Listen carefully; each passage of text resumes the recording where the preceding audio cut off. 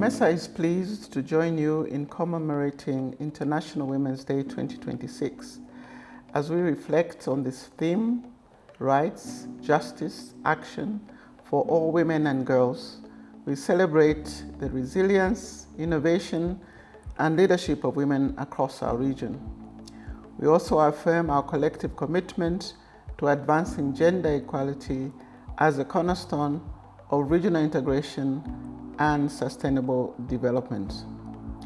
Women and girls from more than half of the 680 million people in the COMESA region, we celebrate and recognize them not merely as beneficiaries of development, but as players who shape the economic, cultural, and social fabric of our region.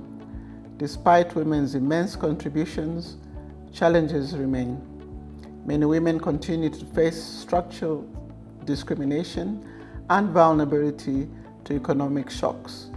Their limited access to information, digital technologies, markets, decision-making opportunities, finance, land, and other productive resources.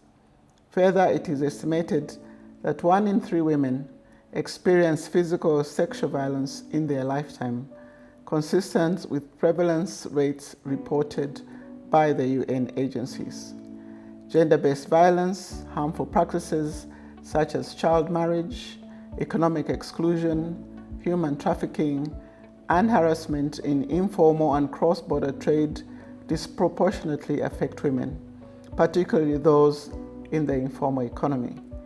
In informal cross-border trade, where women make up 70% of the traders, reports of exposure to harassment, exploitation, and unsafe trading environments are the norm.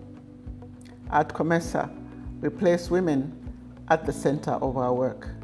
We have firmly committed to promoting rights and justice for women by supporting gender-responsive policies, legal frameworks, and programs that protect women's economic and social empowerment.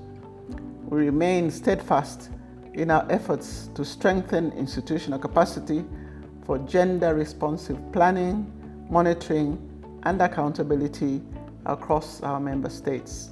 We're advancing justice, particularly economic justice, by addressing systemic and structural barriers that hinder women's participation in trade and economic activities, particularly for women in cross-border trade and key value chains, strengthening women's agency and expanding economic opportunities across sectors. Under our gender and social integration agenda, we continue to mainstream gender across trade, energy, digitalization, health and industrial development programs, and industrializing support for women through the COMESA Federation of Women in Business, which is our region's flagship institution for women entrepreneurs. Through the Simplified Trade Regime and the Small-Scale Border Trade Initiative, we're supporting women who form the majority of small-scale cross-border traders. We are promoting gender-responsive trade policies, improving border conditions, and advocating for implementation of the Charter for Cross-Border Traders to ensure safer, more predictable, and dignified trading environments for our women. Digital transformation is also central to our women's empowerment. Through the 50 million African Women Speak platform, we continue to enhance digital and financial inclusion, expand access to information, training, and markets for women in business.